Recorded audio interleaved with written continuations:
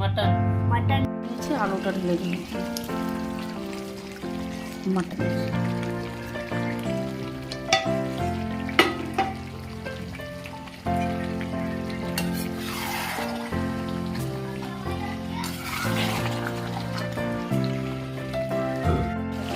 কি সুন্দর কষিয়ে নিয়েছি।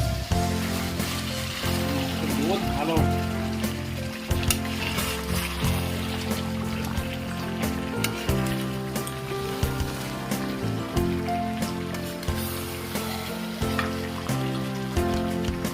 ঢেলে দিয়েছি।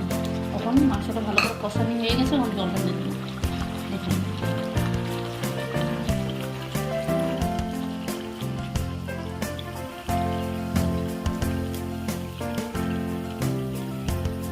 খুব ভালো মাংস, আসাম থেকে আনা হচ্ছে এটা। সুন্দর মাংস, আপনারাও নিয়ে আপনারাও আসাম থেকে আনা খাইবেন, খুব টেস্ট।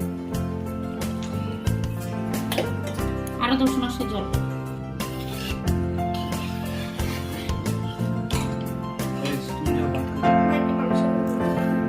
হয়নি তো গো।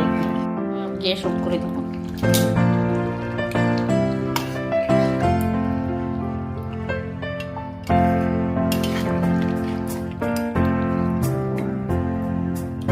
প্লিজ গাইস খেয়ে বলবে কিরকম হয়েছে। মটনটা বানিয়ে খাবে, এই রেসিপিটা।